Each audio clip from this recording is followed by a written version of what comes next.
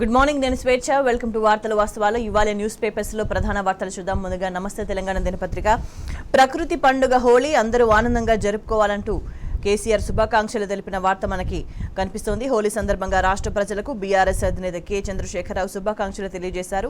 నిత్య జీవనంలోంచి కష్టాలను కాసేపు మరిచి వయోభేదం లేకుండా అన్ని వర్గాల ప్రజలు కలిసిమెలిసి కేరింతలతో ఆనందోత్సాహాల నడుమ రంగులతో జరుపుకునే ప్రకృతి పండుగ హోలీ అని ఆయన గుర్తు చేసిండ్రు. దీనికి సంబంధించిన వార్త ఇది.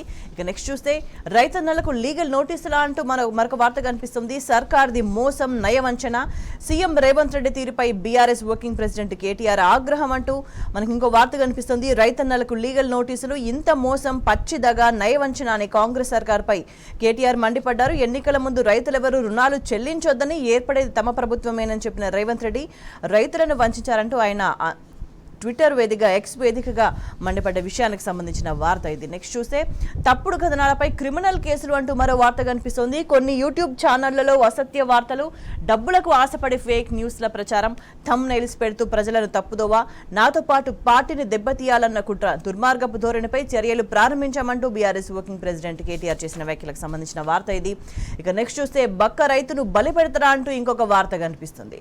కాంగ్రెస్ 100 రోజుల పాలనలో 180 మంది రైతుల ఆత్మహత్య అంటూ హరీష్ రావు చేసిన వ్యాఖ్యలు కనిపిస్తున్నాయి.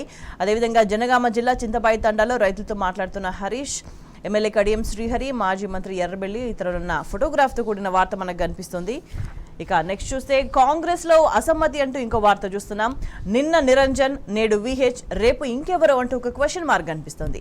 బయట వారికి ఎంపీ టికెట్లు ఇవ్వడంపై ఆగ్రహం, మరింత ఆజ్యం పోస్తున్న నామినేటెడ్ పోస్టులు, అప్రమత్తమైన పీసీసీ, అసమ్మతి గళాలపై ఆంక్షలు అంటూ ఇంకో వార్త కనిపిస్తుంది. ఇక నెక్స్ట్ చూస్తే కిషన్ రెడ్డిని ఈడీ విచారించాలి అంటూ ఇంకో వార్త చూస్తున్నాం. మద్యం పాలసీ కేసులో ఆయన్ను ప్రశ్నించాలి, ఆధారాలుంటే 2 ఏళ్లుగా ఎందుకు ఇవ్వలేదు? కేసీఆర్, కేజ్రీవాల్ను చూస్తే బీజేపీకి వణుకు, పార్లమెంట్ ఎన్నికలు వస్తున్నాయని అరెస్టులు అంటూ బీజేపీపై మాజీ మంత్రి జగదీష్ రెడ్డి మండిపాటు అంటూ ఇంకో వార్త గమనించవచ్చు మనం. ఇక నెక్స్ట్ చూస్తే రాయితీకి రామ్ రామ్ అంటూ ఇంకో వార్త కనిపిస్తుంది. టెట్ ఫీజులో ఎస్సీ ఎస్టీ అభ్యర్థులకు అన్యాయం అంటూ టెట్లో మినహాయింపు ఇవ్వని సర్కార్, ఎప్సెట్ సహా అన్ని పరీక్షల్లోనూ అమలు, సీటెట్లో ఎస్సీ ఎస్టీలకు కేంద్రం రాయితీ, 150 నుంచి 300% మేర ఫీజుల పెంపు, ప్రభుత్వ తీరుపై భగ్గుమంటున్న విద్యార్థులు అంటూ ఇంకో వార్త చూస్తున్నాం మనం. నెక్స్ట్ చూస్తే ఎండిన పంటలకు మొండి చెయ్యి అంటూ అకాల వర్షాలతోనే పంటలకు నష్టమా, సాగునీళ్లు లేక ఎండితే నష్టం కాదా అంటూ ఇంకో వార్త కనిపిస్తోంది. సర్కార్ సర్వేపై అన్నదాతల ఆగ్రహం, ఎండిన పంటలకు పెట్టుబడి కాలేదా, నష్టపోయిన ప్రతి పంటకు పరిహారం ఇవ్వాలని రైతుల డిమాండ్ అంటూ మనం వార్తను చూడొచ్చు. ఇక నెక్స్ట్ చూస్తే రైతును బలి తీసుకుంటే చర్యలేవి అంటూ ఇంకో వార్తకు గమనించవచ్చు.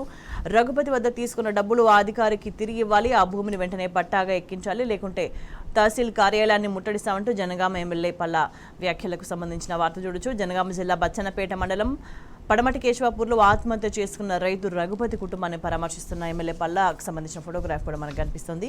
ఇక నెక్స్ట్ చూస్తే హైకోర్టు కోసం బయోడైవర్సిటీ బలి అంటూ ఇంకో హెడ్లైన్ కనిపిస్తుంది. విద్యార్థుల ఆందోళనలు బేఖాతరు, కోడ్ కూసిన పనులు మొదలు, భారీ యంత్రాలతో చెట్ల కూల్చివేత, విద్యార్థులను బెదిరిస్తున్న పోలీసులు, నేడు పనులు అడ్డుకునేందుకు ప్రజా సంఘాల పిలుపు అంటూ ఇంకో వార్త చూస్తున్నాం. ఇక నెక్స్ట్ చూస్తే రాజకీయ కక్షతోనే ఫోర్జరీ కేసు అంటూ ఇంకో వార్త మనం చూడొచ్చు.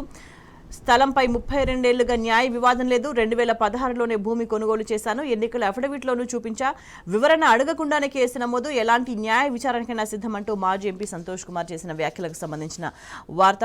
ఆయన చెల్లించిన ఆస్తి పన్ను, ఎన్నికల అఫిడవిట్ వివరాలకు సంబంధించిన ఫోటోగ్రాఫ్స్ కూడా మనం ఇక్కడ గమనించవచ్చు.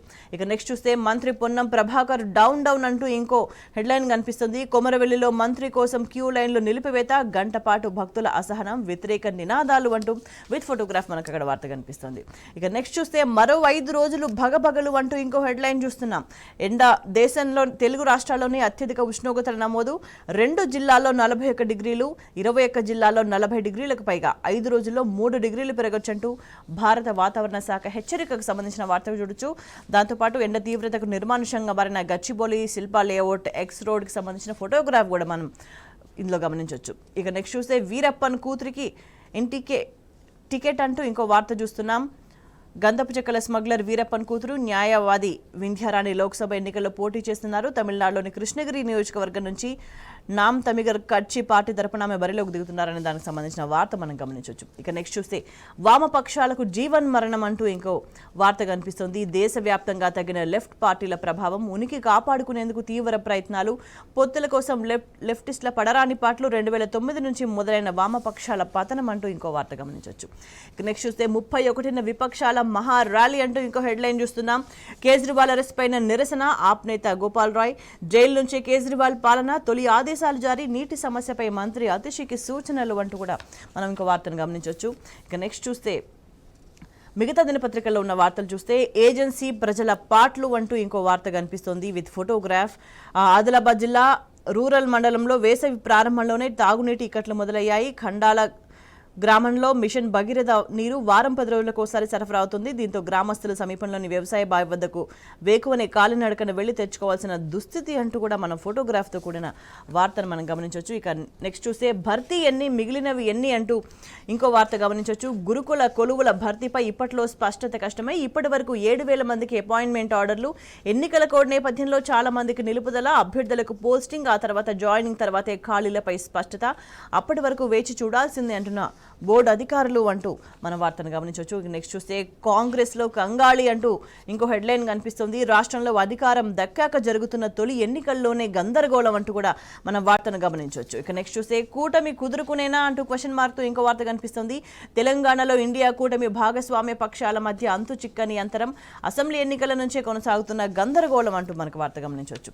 ఇక నెక్స్ట్ తెలంగాణ టుడే చూద్దాం. తెలంగాణ టుడే గమనించినట్లయితే Kejriwal issues, first order from jail, directs Atishi to resolve water and sewage issues in Delhi అంటూ జైలు నుంచే కేజ్రీవాల్తో తన మొదటి సూచనలను పంపించారు.